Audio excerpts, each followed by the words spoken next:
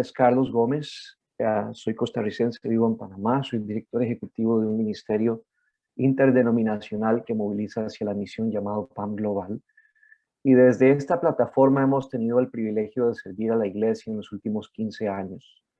Hemos trabajado con más de 20 denominaciones diferentes y eso nos ha puesto en un viaje de transformación, sobre todo al poder escuchar las voces de pastores, de líderes en diferentes lugares, no solamente en el contexto evangélico, sino del continente, para poder entender un poco mejor cuáles son las cargas, los desafíos y los sueños que tenemos como iglesia frente a nosotros. Cuando recibí el tema, pensé, bueno, este es un nombre muy grande para este tema, ¿no? Y espero poder compartir algunas cosas que sean de ayuda.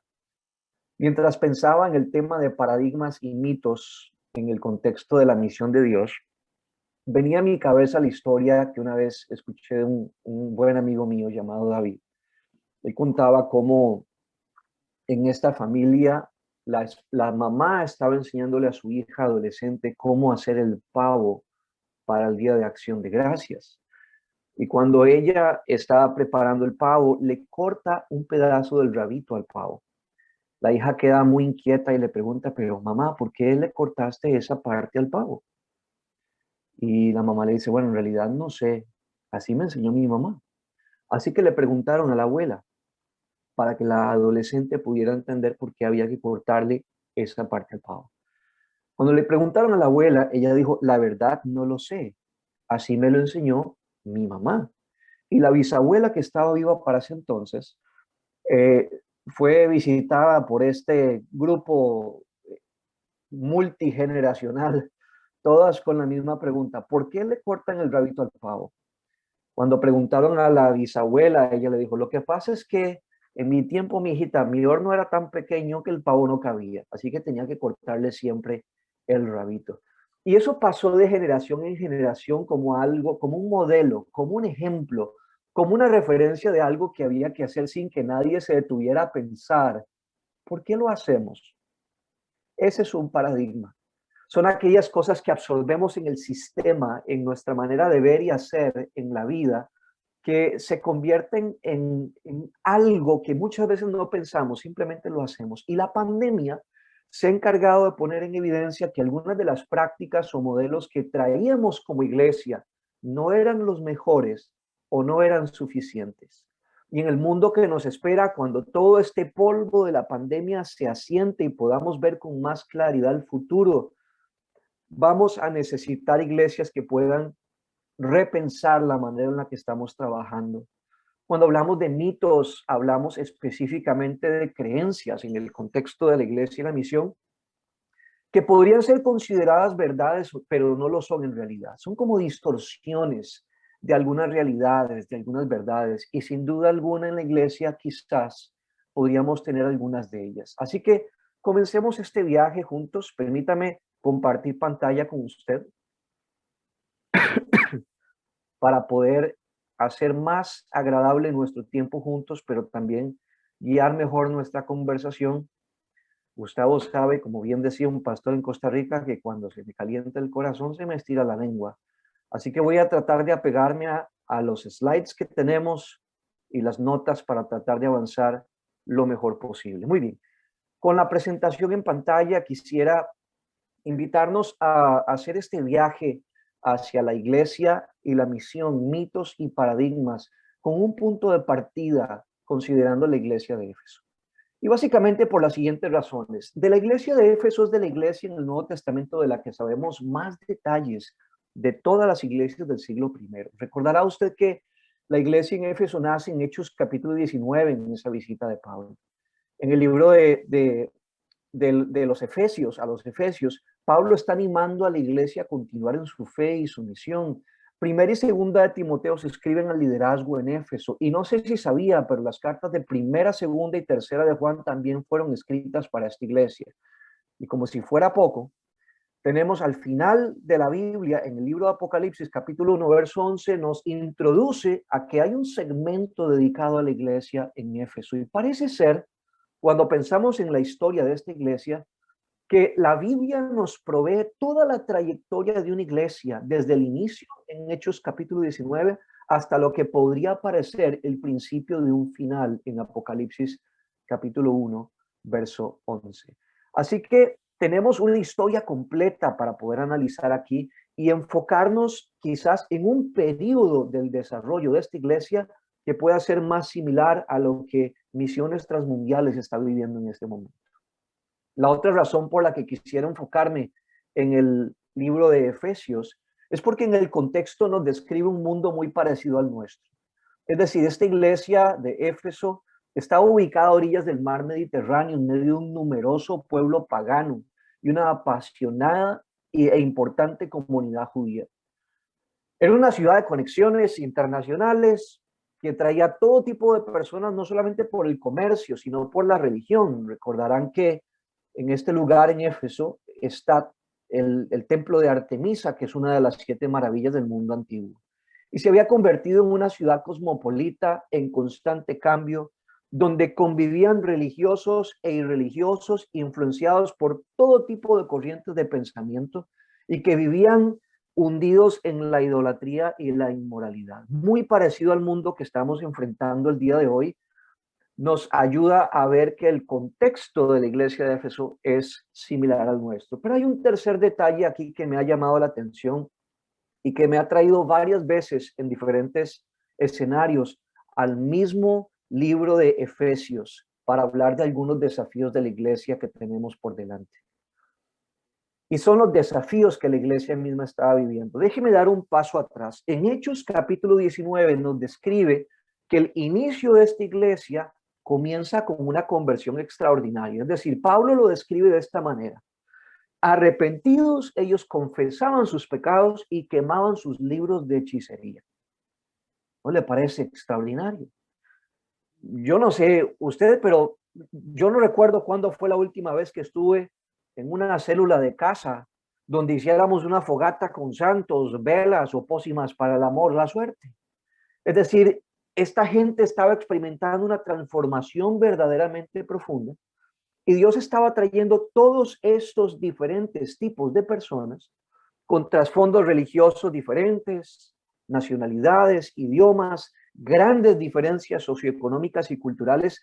Todos venían al Señor para formar una sola iglesia en Éfeso. Es decir, aquí tienes personas que vienen confesando sus pecados, que vienen de un trasfondo muy pagano, que decían, bueno, señores, debo confesar públicamente que yo extorsionaba a la gente con hechicería, hacía brujería a mis vecinos y me iba de fiesta con las prostitutas del templo. En contraste, al lado suyo tenías a un exjudío conservador, convertido, que decía, la verdad, hermano, yo también necesito confesarme. Ayer comí tocino. Entonces, cuando tú ves diferencias como estas en una comunidad tan variada y amplia en pensamiento, en cultura, en diferencias, tú puedes esperar tensiones, puedes esperar desafíos. Dios toma toda esta gente de diferentes contextos, realidades, nacionalidades, y los une en una sola iglesia. Y 30 años después de Hechos, capítulo 19, cuando se funda la iglesia en Éfeso, Pablo escribe la carta a esta iglesia de Efesios. Porque en ese momento de su historia, ya como una iglesia robusta, ellos están enfrentando nuevos desafíos para poder permanecer firmes en su fe. Y sobre todo, grandes retos para poder cumplir la misión en medio de esta historia y este contexto tan complejo que ellos vivían en ese tiempo.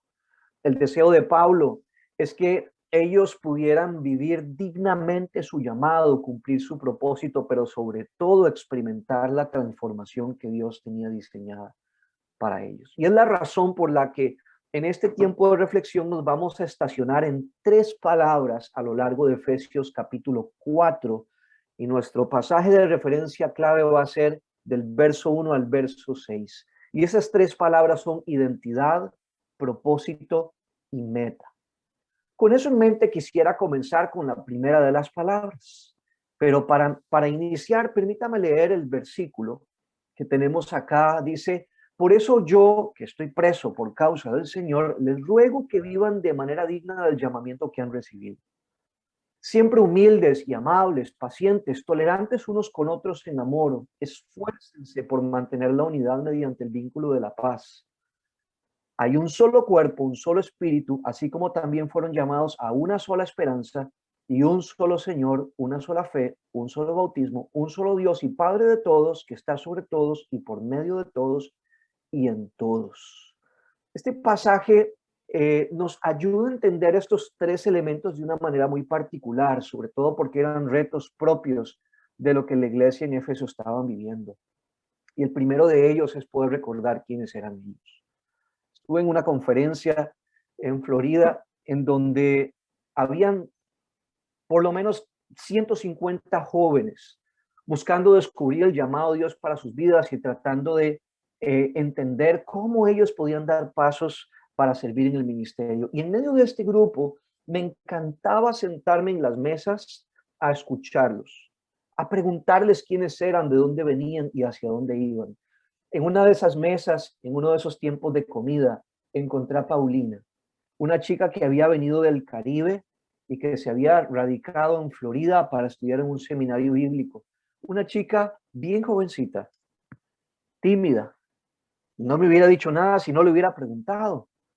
Y la verdad es que no me lo dijo con orgullo, pero lo que me dijo fue digno de ser recordado. Yo le pregunté, Paulina, ¿por qué estás aquí? Y ella me dijo, lo que le voy a decir no me hace sentir orgullosa, pero estoy aquí para dejar atrás la vida de quien un día fui y poder descubrir quién realmente soy. Es muy interesante ver que cuando no tenemos claridad de quiénes somos, no sabemos para qué existimos. Y sobre todo en el tiempo en que vivimos es necesario hacer un alto para recordar quiénes somos. En este sentido, cuando venimos a este pasaje, la Biblia dice que hay un solo cuerpo, uno solo. Pablo dice, hay una sola iglesia y lo reafirma varias veces. No reconocemos pueblos de Dios, ni familias de Dios, ni cuerpos de Cristo. En la perspectiva de la Biblia, el plural, cuando se refiere a la iglesia, solo se utiliza cuando se habla de la ubicación geográfica de las congregaciones. No se utiliza para hablar de diferentes tipos de cuerpos. Cuerpos solamente hay uno, hay una sola iglesia. Eclesía en toda la carta paulina solamente aparece en singular. Y esta es una de las grandes claves que yo quisiera traer a la mesa en este momento cuando hablamos de iglesia y misión, paradigmas y mitos. Porque debo reconocer que en este sentido tenemos muchos desafíos, grandes desafíos. Cuando iniciamos el tiempo de pandemia y tuvimos todos que detenernos para realmente pensar en lo que estábamos haciendo y tratar de escuchar a Dios, aprendimos algunas lecciones. Y una de ellas es que el futuro de la misión depende en gran manera de la colaboración, de que como iglesia de Cristo podamos aprender a bajar nuestras murallas y construir puentes entre nosotros. No solamente porque es necesario en el contexto en el que estamos, donde tendremos que lograr más con menos, no solamente porque es conveniente para poder unir recursos, competencias y esfuerzos, sino porque en la Biblia nos recuerda que la unidad que tenemos no la construimos nosotros, nos fue dada. Dice que hay un solo cuerpo y dice, esfuércense por mantener la unidad que el Espíritu les dio. Todos somos parte del mismo cuerpo. Y no estoy hablando solamente de las iglesias de las misiones transmundiales. Estoy hablando del cuerpo de Cristo en general con quienes nos rozamos en diferentes ambientes en muchos contextos, pero también aplica hacia lo interno, en la unidad en la que debemos vivir para poder ser realmente iglesia y sobre todo para entender el impacto que la unidad tiene en la misión de Dios. Necesitamos captar esta idea de una manera diferente. Cuando yo me iba a casar con mi esposa, Denise, con quien estamos celebrando este mes 21 años de matrimonio, viajé de Costa Rica a Panamá porque ella es panameña para conocer a mis suegros. Cuando yo llego allá, me recoge mi suegro y me lleva a casa sin pronunciar una sola palabra, solamente extenderme la mano. Cuando llego a casa de mi suegra y saco las maletas del auto, mi suegra sale, me mira y sin una sola palabra toma a la que es mi esposa, mi novia en ese momento, de la mano, la lleva dentro de la casa, la encierra en un cuarto y empieza a conversar con ella. Cuando yo entro en la casa calladito y me siento ahí en el sillón de la sala, escucho en el fondo la conversación que ellos están teniendo. Debo decir de antemano que mi esposa me lleva algunos añitos por delante y que yo nunca fui grande o esbelto, siempre fue chiquito y menudito. Y a pesar de que este flaco elegante tiene un gran corazón, la verdad es que 20 años atrás no impresionaba en absoluto a nadie. Cuando ella me miró, conversaba con mi esposa, diciéndole desde el cuarto allá en el fondo donde yo podía escuchar, pero yo pensé que era más grande, pero yo pensé que era más fuerte. ¿Cómo te va a proteger? ¿Cómo te va a cuidar? Y yo me sentía a 10 grados bajo perro aquí en la sala de la casa pensando, ¿qué estoy haciendo yo aquí? En ese momento empecé a darme cuenta en un proceso de que casarme con ella era casarme con su familia.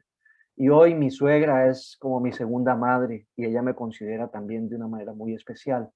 Pero tomó tiempo entender que cuando venimos a una relación como esta, nos casamos con toda la familia. Es lo mismo que sucede en el cuerpo de Cristo. Por eso Pablo dice, esfuércense, esfuércense para poder mantener la unidad que les fue dada. Saben, estamos lidiando con algo mucho más profundo que la unidad visible. Es algo que va más allá de la conexión en estructura, en administración, en finanzas.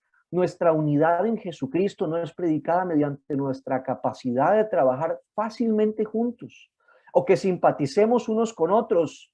No depende en que estemos de acuerdo en todo. Nuestra unidad depende de que tenemos algo en común y es Jesucristo.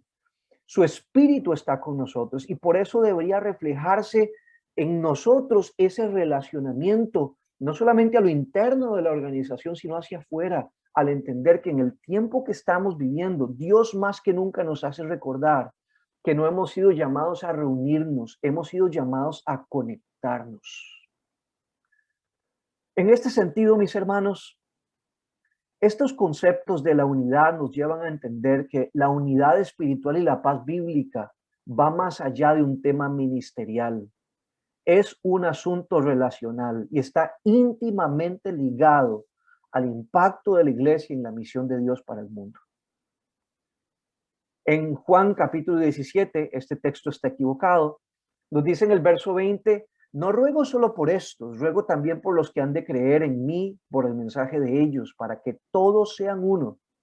Padre, así como tú estás en mí y yo en ti, permite que ellos también estén en nosotros, para que el mundo crea que tú me enviaste.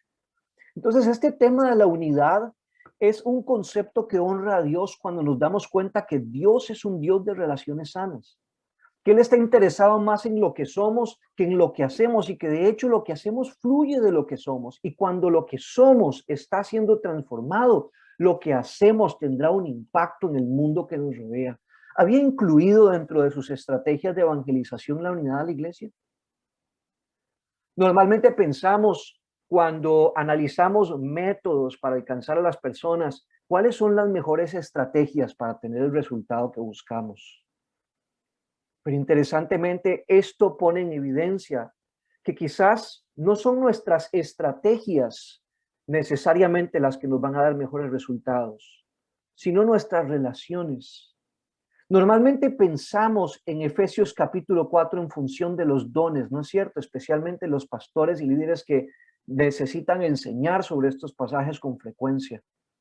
Sin embargo, cuando vamos al contexto del capítulo 4, que sí habla acerca de los dones, si lo examinamos más a fondo nos damos cuenta de que Pablo le da un mayor énfasis a las actitudes que los cristianos tienen para tratarse entre sí que a los dones que usan para servir en el ministerio.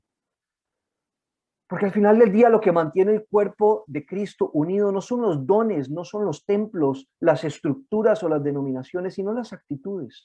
Permítame leer solamente un resumen rápido de algunas de las actitudes que Pablo menciona en el capítulo 4, verso 15. Habla de hablarnos con la verdad, En el verso 2, de ser humildes, amables, pacientes, de brindarnos apoyo. En el verso 3, de vivir en paz. En el verso 23, de ser honestos. En el verso 25, de no mentirnos. En el verso 26, de no enojarnos. En el 29, de siempre hacer cosas buenas, ayudando a los demás. En el 30, habla de dejar atrás la tristeza y el enojo. En el 31, habla de no actuar con gritería, no insultarnos y dejar de un lado el mal.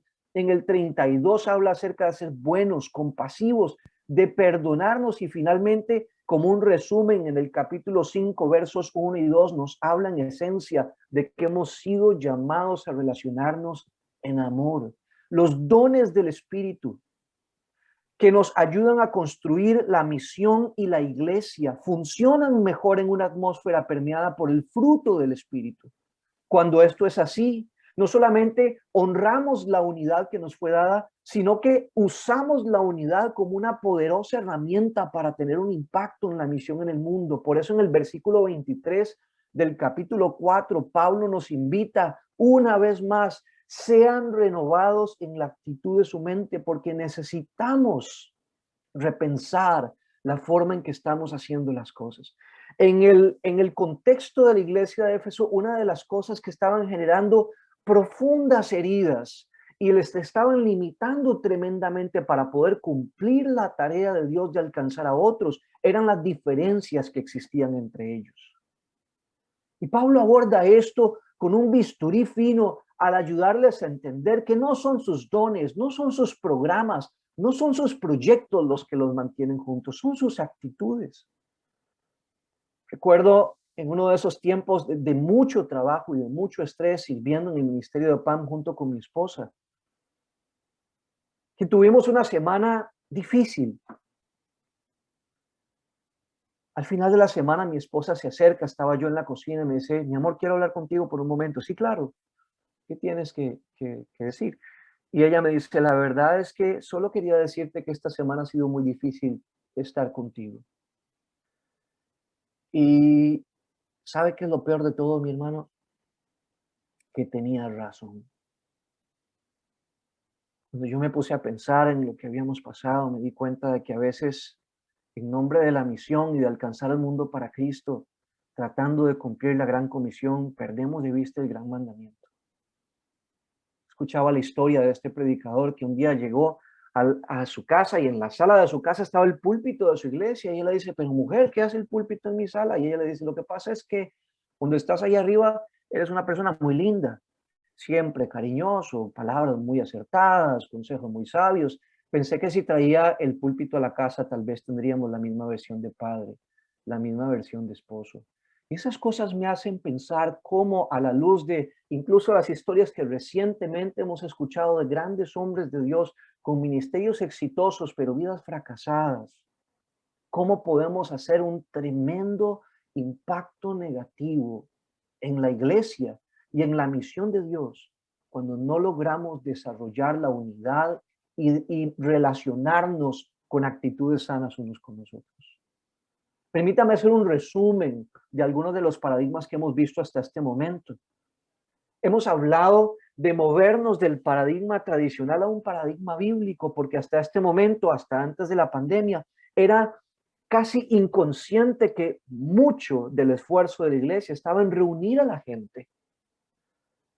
El esfuerzo, quizás ahora que no podemos reunirnos en un solo lugar físico, va a estar en cómo conectamos con la gente. No estoy hablando del Zoom, estoy hablando de corazón a corazón. Movernos del impacto que la iglesia tiene en la evangelización dependiendo mucho en sus estrategias, a movernos a un impacto en la evangelización que depende más de sanas relaciones, de movernos, de medir el éxito que tenemos como iglesia en función de cuántos miembros tengo, a medir el éxito a cómo viven esas personas.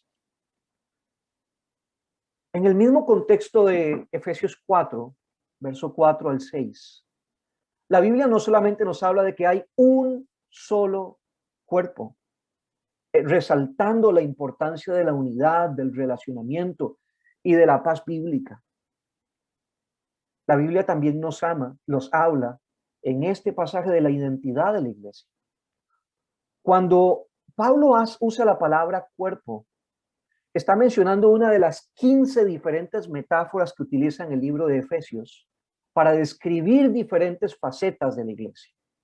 Pero todas ellas enmarcan una sola identidad, un solo elemento, y es la eclesía, la iglesia. En Efesios capítulo 2, versos 13 y 14, nos ayuda a entender que Cristo vino para entregar su sangre, para comprar gente de toda tribu, lengua y nación. Estoy seguro que no necesitamos ser expertos en exégesis para concluir que Él no murió para obtener para sí edificios u organizaciones. Él vino para obtener para sí personas. Él compró con su vida gente de toda tribu, lengua y nación. Y esas personas, no los templos ni los edificios, constituyen la verdadera iglesia de Jesucristo. Desde esta perspectiva de la esencia de una sola iglesia, tenemos que entender que hay algunos elementos de lo que significa ser iglesia que necesitamos repensar en nuestro tiempo.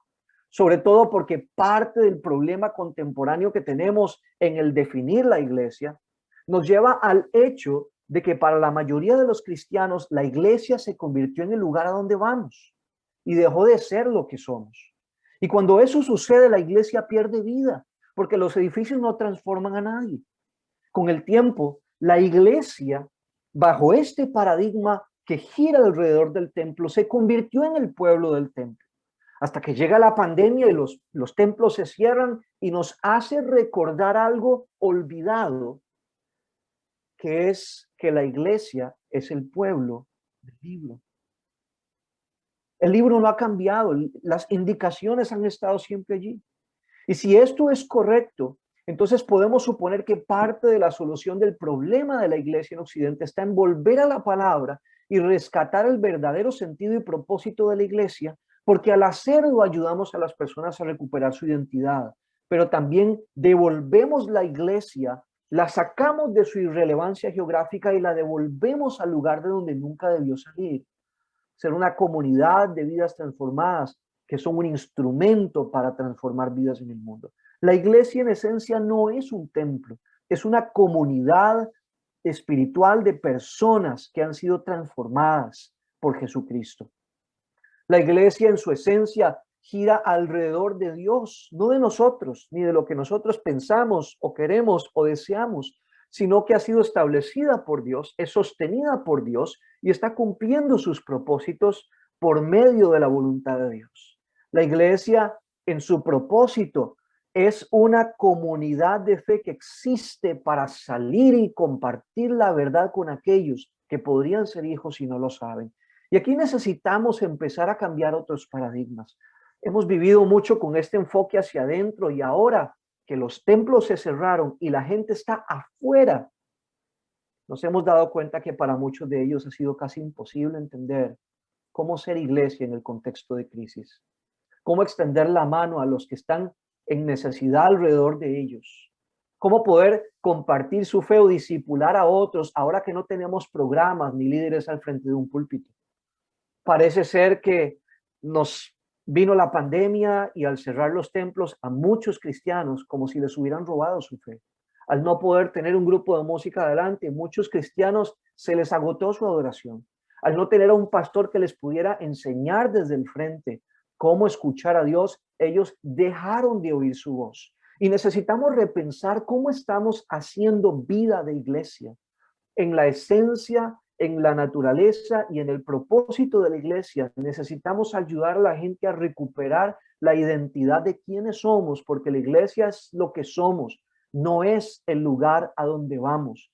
Y deberíamos poder empoderar a la gente de tal manera para que ellos puedan ser iglesia donde sea que se encuentren, con tal de poder tener un propósito en el mundo. Esto va a significar un cambio radical en el modelo de cómo hacemos las cosas y dejar la idea de pensar en función del templo, de vengan y vean y empezar a caminar con la premisa de vayan y hagan, empoderando a la gente para lograr cumplir el llamado de Dios en sus vidas a través de sus vocaciones. La iglesia es una comunidad de personas transformadas por la fe. El centro de la iglesia es Dios, no nosotros. El propósito de la iglesia es hacer discípulos. Y quizás el más grande desafío que tenemos no es o no será traer más personas a los templos. Será sacar la iglesia del templo donde ha estado cómodamente refugiada para poder tener un impacto en el mundo. En este sentido, no hemos sido llamados a ser convertidos. Hemos sido llamados a formar discípulos.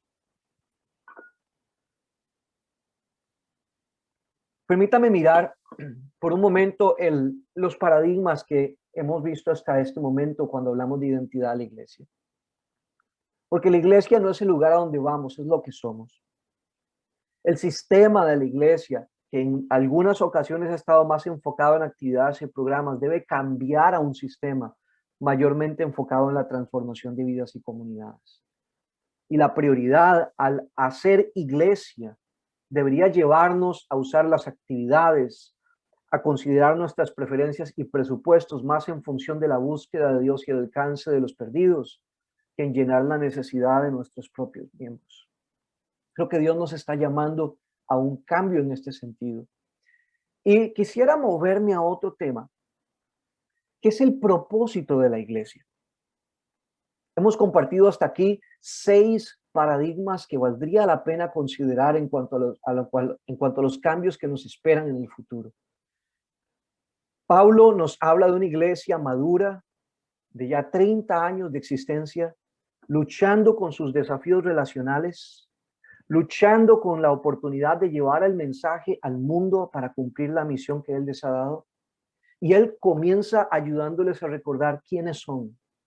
Él comienza devolviéndoles el concepto de que es iglesia y de que hay una sola iglesia y que a través de la unidad y la paz bíblica que experimentamos en un relacionamiento sano, tenemos una poderosa herramienta para generar un impacto en el mundo. Y esa idea nos lleva a la segunda idea del propósito. En el mismo pasaje dice que hay un solo cuerpo, un solo espíritu, y así también fueron llamados a una sola esperanza. Lo que somos como iglesia es el producto de la transformación que experimentamos cuando respondemos al llamado de Dios. Como vemos en el llamado de los apóstoles, Jesucristo mismo escogió 12 personas de su gran grupo de seguidores y discípulos en Marcos 3, 13 y 14 para que estuvieran con él y para enviarles a predicar. Menciono esto porque ese es el punto de partida de la iglesia como movimiento. Una comunidad de personas que habrían sido llamados a ser transformados por estar con Cristo y que entienden que han sido llamados para compartir esa verdad a otros. Más adelante, al final del Evangelio de Mateo y repetido en otros de los evangelios, nos recuerda la Biblia que Jesucristo resucitado reafirma esta verdad, ayudándonos a entender que toda la iglesia ha sido llamada a llevar todo el evangelio a todo el mundo y que eso es posible hacerlo en muchas formas diferentes.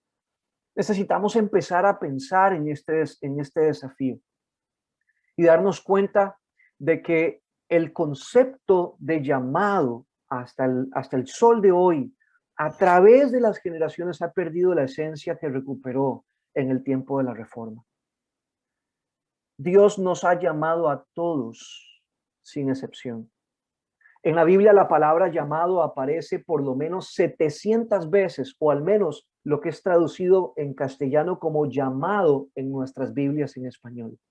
700 veces. La raíz son 2 palabras en hebreo y una palabra en hebreo y 2 en griego para ayudarnos a entender 3 sentidos que la palabra llamado en nuestras Biblias bien podría tener en la unidad del mensaje bíblico. Él nos ha llamado a conocerle a Él y encontramos una gran cantidad de invitaciones, no solamente a la salvación, sino a la comunión con Dios. Él nos ha llamado a ser como Él. Y una gran cantidad de los pasajes del llamado no tienen que ver con lo que hacemos ministerialmente, tiene que ver con quiénes somos. Hemos sido llamados a ser pueblo, a ser santos, a ser suyos, a ser limpios, a ser libres. Y este gran énfasis del llamado en quiénes somos quizás es simplemente porque lo que hacemos fluye de lo que somos. Y si lo que somos no ha sido transformado, lo que hacemos no tendrá ningún impacto. Y la tercera expresión del llamado en la Escritura tiene que ver con el ministerio, con nuestro hacer. Y en este sentido, el llamado de Cristo es a conocerle a Él, a ser como Él y a trabajar junto con Él. Este llamado no es el llamado de algunos, este es el llamado de todos. No podemos medirlo por cargos o estatus dentro de alguno de los ministerios de la iglesia local. Tenemos que medirlo en función de que la gente puede usar quiénes son, lo que tienen y lo que hacen para impulsar el reino de Dios donde sea que se encuentren. Este es un cambio importante. Una vez más, necesitamos ayudar a la gente a estar preparadas para poder ser iglesia donde quiera que se encuentren. Para como iglesia poder enviar a nuestra gente transformada a ser un instrumento de transformación en otros lugares. Necesitamos entender que debemos preocuparnos menos porque la iglesia entre y cambie, porque el mundo entre y cambie a la iglesia, y preocuparnos más porque la iglesia salga y cambie al mundo. Tenemos una sola esperanza, no hay más. Hemos sido llamados a experimentar esa transformación cuando respondemos al llamado de Dios. Y debemos hacerlo de una manera en la que nuestras vidas y la vida de nuestra gente sea consona con la manera en la que el mundo está necesitando tener un mensaje congruente. Carlos Van Engen dice que la vida interna de las organizaciones cristianas debe ser consistente con sus metas misionales. No podemos decir que una organización es misionera, dedicada a la compasión y el amor, si por dentro la organización no está permeada de gracia, amor, perdón y compasión por medio del Espíritu Santo. No podemos traer buenas noticias si nosotros somos malas noticias. Escuchaba el testimonio del director de El Regalo del Samaritano en un país de Sudamérica, que mencionaba esta historia extraordinaria para mí de cuando en una de las comunidades rurales en la montaña, donde la comunidad había sido víctima de las FARC, habían encontrado familias dispersas en la montaña, caminando horas en medio del bosque, de la selva, para poder invitarles a que vinieran a la comunidad más cercana a tener una fiesta de Navidad para sus niños, compartir regalos, comida y el evangelio para ellos. Así un par de voluntarios llegaron a la casa de esta mujer, una mujer que les contó su historia. Su esposo había sido llevado por la guerrilla y nunca más había aparecido. Ella tenía 3 hijos, su situación económica cambió dramáticamente a raíz de la desaparición de su esposo y fue cuestión de tiempo para que ella empezara a convencerse de la idea de que Dios se había olvidado de ellos. Sus hijos, que viajaban horas para llegar a la escuela, en medio de la pobreza en la que ellos se vieron sumidos a raíz de esto, recibieron una nota de la maestra que les decía que por favor no fueran más. No tenían libros, no tenían lápices, no tenían cuadernos y no había manera en que ellos pudieran estudiar en las condiciones en que estaban. Ella cierra la conversación con este par de voluntarios bañada en lágrimas, con una bomba de mocos diciendo, Dios se olvidó de mí. Ellos igual movidos, pero sabiendo que hay una esperanza para ella, le invitan y le dicen, venga por favor y comparta con nosotros ese día. Llegó el día de la fiesta sucedió y terminó y ella no apareció. Cuando todos los voluntarios estaban guardando la basura, botando la basura en bolsas negras y subiendo las mesas y las sillas a los camiones, ellos vieron a la señora que había caminado por 6 horas en la montaña para poder llegar a tiempo. Cuando la ven y saben el largo viaje que había hecho, ellos se sienten muy avergonzados, la topan de camino, le dicen, lo sentimos, pero ya todo terminó. Y ella le repite una vez más, con rabia en los ojos, yo se los dije, Dios se olvidó de mí. Uno de los voluntarios, avergonzado y muy dolido, le dice, no se vaya. Y vuelve corriendo a abrir una a una las bolsas de basura para ver si había algún regalo que todavía hubiera quedado y encontró uno que estaba todavía cerrado. Trae esta cajita de zapatos hermosamente am, arreglada en su papel de regalo y dándolo a la señora, que afectada mira a sus hijos como con tanta emoción abren la cajita. A su sorpresa ve cómo ellos sacan unos pequeños peluches y sets de 3 cuadernos, 3 juegos de geometría, 3 cajitas de lápices de colores, 3 cajitas de lápices de escribir y algunas otras cositas de estudio, y en el fondo había un sobre que al sacarlo lo dan a su mamá, y su mamá al abrirlo encuentra dentro $400 con una nota escrita a mano sin ninguna firma que solamente decía esto: recuerde, Dios no se ha olvidado de usted. Cuando pienso en historias como la de esta mujer, tiene sentido para mí por qué Pablo dice que hay solo una esperanza, no hay más. Y el mundo entero está a la espera de esa esperanza que Dios ha puesto en nuestras manos. El gran problema aquí, mis queridos, el día de hoy es que en el mundo en que vivimos, el problema es que tenemos grandes desafíos para entender el llamado y vivirlo de una manera consistente. Recién hemos visto la triste noticia de uno de los grandes exponentes del evangelio en términos de apologética, cómo su testimonio y su vida se ha derrumbado por completo por todo lo que se ha descubierto en los últimos meses. Cuando vemos esas cosas, la esperanza se disipa para la gente que nos mira. Mírelo de esta manera. Nosotros los cristianos leemos Biblias, pero los no cristianos leen personas. Y para mucha gente, el primer brillo de esperanza que ellos van a encontrar en medio de un mundo oscuro es la vida de alguien que vive diferente. Alguien que, respondiendo al llamado de Dios en una transformación genuina como individuo, pero también como iglesia local, es capaz de mostrar esa esperanza de la que Pablo nos habla. Cuando tenemos ministerios exitosos, pero vidas fracasadas. Cuando nos apartamos los unos de los otros por temas de doctrina, teología o estrategias o diferencias en medio de nuestras organizaciones. Cuando perdemos la capacidad de pedir perdón por nuestros fracasos. Cuando entramos en el juego de la competencia entre logos y egos, las personas alrededor de nosotros, cristianos y no cristianos por igual, pierden la capacidad de apreciar la esperanza del evangelio que predicamos. Y cuando esto pasa, nos convertimos en la sombra de quienes deberíamos ser como iglesia, y toda esa esperanza que representamos pierde su brillo. Es la razón por la que Pablo en el capítulo 4, verso 1 nos recuerda: les ruego, vivan de una manera digna del llamamiento que han recibido.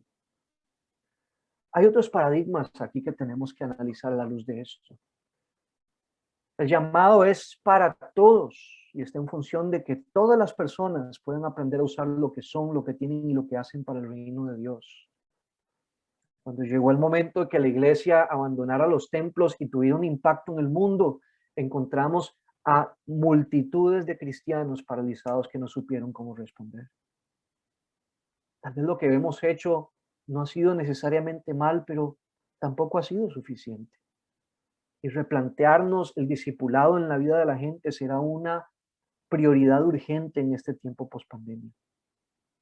Cambiar el enfoque alrededor del templo con la premisa de vengan y vean, por uno alrededor del mundo con la premisa de vayan y hagan. Y dejar de construir muros para que el mundo no cambie la iglesia, para empezar a construir puentes para que la iglesia cambie el mundo, son algunas de las cosas que necesitamos empezarnos a pensar, a reconsiderar. Y termino con esto, mis hermanos. El pasaje avanza hacia un punto en donde Pablo nos ayuda a entender que la identidad y el propósito, quiénes somos y para qué existimos como iglesia, con misión, tiene una meta. No trabajamos juntos por simplemente el hecho de la colaboración. No somos iglesia solamente para reunirnos. Hay una meta y Pablo la expresa en el verso 15 de la siguiente manera. Más bien al vivir la verdad con amor, creceremos hasta ser en todo como aquel que es la cabeza, es decir, Cristo. Lo que somos y lo que hacemos como iglesia necesita ser repensado y reevaluado a la luz de la historia y el contexto en que vivimos. Si queremos ser una iglesia relevante para que la gente pueda entender el evangelio con claridad y puedan tomar decisiones al respecto. Pero no importa cuáles sean los cambios que hagamos, las metas seguirán siempre siendo las mismas. Y lo que somos y lo que hacemos apuntará siempre en estas dos direcciones: crecimiento y transformación. En primer lugar, Pablo nos ayuda a ver que en su deseo de la iglesia para Éfeso está el crecimiento siempre constante. Desde el capítulo 1 hasta el último capítulo de esta carta, de esta epístola, encontramos a Pablo ayudando a la iglesia de Éfeso a recordar que no fuimos llamados a estancarnos, fuimos llamados a crecer. Cuando las vidas de las personas se estancan y no se transforman, las iglesias se congestionan y pierden todo su impacto. El crecimiento del que Pablo está hablando, expresado por el teólogo Orlando Costas, tal vez podríamos entenderlo de una manera más amplia desde este sentido. Pablo está hablando de un crecimiento espiritual, es decir, un crecimiento hacia adentro en donde en nuestra comunión con Dios, en nuestra comprensión de Dios, crecemos. Otro de los elementos del crecimiento nos habla acerca de la comprensión que la iglesia debe tener en cuanto a por qué Dios nos puso donde estamos en el tiempo en que vivimos.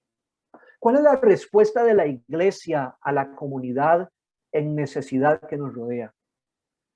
¿Qué es lo que deberíamos hacer de manera que si el día de mañana la iglesia no estuviera aquí, alguien nos extrañaría? Porque es una iglesia que comprende cuál es su rol, el papel que tiene que jugar en su comunidad y el mundo en el que está. Otro de los elementos de crecimiento, por supuesto, incluye el hecho de que más personas puedan venir a la familia de la fe. Este crecimiento numérico supone que mientras crecemos hacia adentro en lo espiritual, deberíamos también crecer hacia afuera, trayendo más personas al conocimiento del Señor. Y finalmente, nos ayuda a entender que en la medida en la que la iglesia va creciendo, debe irse desarrollando también. Hay un crecimiento orgánico que nos ayuda a funcionar mejor. Y aquí es donde tenemos que evitar que cuando construimos la vida de iglesia, podamos perder la pasión en el camino mientras buscamos la profesionalización. Queremos hacer las cosas mejor, con más excelencia, queremos ser más organizados, queremos ser financieramente más transparentes, queremos poder tener programas que alcancen a más personas, pero no podemos perder la meta, que es que podamos crecer en todos los sentidos. Porque al final del día, en el crecimiento, hay un milagro maravilloso, mis hermanos. Ese crecimiento que gira alrededor de Jesucristo, porque Él es el elemento central de este capítulo 4, nos ayuda a entender que cuando crecemos hay transformación también. Permítale mostrarles en esta fotografía el árbol más grande, más ancho, más alto, más fuerte y más majestuoso que ningún ser humano podría llegar a ver en el planeta jamás. Ahora pido disculpas porque en esta foto no se aprecia, por supuesto, ¿no? Estamos hablando de un árbol que apenas está creciendo. Pero este árbol, a través del crecimiento y la transformación, está destinado a ser quizás el árbol más impresionante que alguno de nosotros pudiera ver. Les presento el árbol de secuoya. Ese pequeño arbolito que recién vimos está destinado a ser un gigante en medio del bosque que dejaría la boca abierta de cualquiera que pudiera verlo. Y con esa figura y la idea de que el sueño de Pablo y el deseo de Dios para nosotros es que crezcamos hasta la estatura del varón perfecto, nos ayuda a ver que mientras la iglesia crece, sigue siendo iglesia. Es decir, no era menos iglesia cuando estaba recién iniciada en Hechos 19, ni era más iglesia cuando estaba ya establecida en el libro de Efesios, 30 años después. Pero en la medida en que la iglesia fue creciendo, en su unidad, en su identidad, en su propósito, en ser un instrumento de esperanza, en poder afinar su relacionamiento y sus actitudes, en vivir en unidad espiritual y en paz bíblica, en poder recordar que hemos sido llamados y debemos vivir dignamente a la altura de ese llamado que Dios nos ha hecho. En la medida en que estas cosas suceden en nuestras iglesias, la iglesia crece y es capaz de reflejar al mundo más claramente, más ampliamente, más completamente y más profundamente quién es la cabeza de la iglesia. Porque esa es la altura a la que hemos sido destinados a crecer, a la imagen de Cristo. La iglesia necesita, el mundo necesita este tipo de cristianos. El mundo necesita este tipo de iglesias. Ese crecimiento que está centrado en Cristo. Y déjeme leerle los versículos en los que la palabra Cristo aparece en el capítulo 4 de Efesios. Verso 1, 5, 7, 9, 10, 11, 12, 13, 15, 17, 20, 21, 25 al 32. Capítulo 5, verso 1 y verso 2. Si quitamos la palabra Cristo del capítulo 4 del libro de Efesios, que describe la identidad y el propósito y la meta de la iglesia, si quitamos la palabra Cristo de este pasaje, no nos queda nada. Porque la centralidad de la eclesiología de Pablo en este contexto gira alrededor de que la iglesia pueda comprender que quienes somos y lo que hacemos debe estar siempre enfocado en la meta de crecer para llegar a la estatura de Cristo, para poder reflejarlo de tal manera que el mundo pueda comprender que solamente Él es Dios. Mientras la iglesia crece, mis hermanos, el mundo comprenderá mejor quién es Jesús. Y eso será imposible si no logramos repensar los paradigmas que hemos vivido hasta este momento y que la pandemia ha dejado en evidencia a través de los miembros de nuestras iglesias, de que muchas personas que han estado por días, semanas, meses, años o décadas, cuando ha llegado el momento en que la iglesia pueda ser el instrumento de impacto de Dios en medio del mundo, muchas personas no han sabido cómo responder. Me pregunto si todo este crecimiento que hemos vivido en América Latina, con kilómetros y kilómetros de creyentes que se suman a las iglesias, no tendrá sino solamente centímetros o milímetros de profundidad espiritual. Y necesitamos detenernos a reflexionar en lo que estamos haciendo para comprender que si no reflejamos a Jesús, perdemos nuestra meta. Sin la transformación, la vida se estanca. Cuando las vidas están estancadas, las iglesias se congestionan y la gente ni entra ni sale. Y cuando las iglesias están congestionadas, no tenemos un mayor impacto en el mundo. Tenemos que ayudar a nuestra gente a comprender quiénes son, a comprender para qué existen. Será necesario desafiar algunos de los paradigmas que hemos construido o que hemos absorbido simplemente con el tiempo. Y tenemos que ayudarle a la gente a recordar que la meta por la cual somos iglesia es porque Dios anhela vernos crecer y ser transformados para que el mundo pueda ver de una manera absolutamente clara que solamente Él es Dios. ¿Cuál es el futuro que le espera a Misiones Transmundiales como organización? ¿Cuáles son los cambios que necesitamos ver hoy en nuestras iglesias para poder ver los resultados que queremos ver mañana. ¿Cómo construimos una ruta de cambio y de transformación para que personas, familias e iglesias locales encuentren una manera de ser más relevante en medio de un mundo que se vuelve más complicado? Quisiera dejarles con este pensamiento, mis hermanos. El presente es la semilla del futuro que queremos construir. Y con una visión del futuro al que Dios está llamando a su iglesia local y a su organización, quisiera invitarles a tomar decisiones en el presente que puedan convertirse en los primeros pasos para que la iglesia, el surgimiento de la iglesia de misiones transmundiales en este tiempo post pandemia pueda ayudar a que mucha gente más pueda encontrarse con la gracia transformadora de Dios.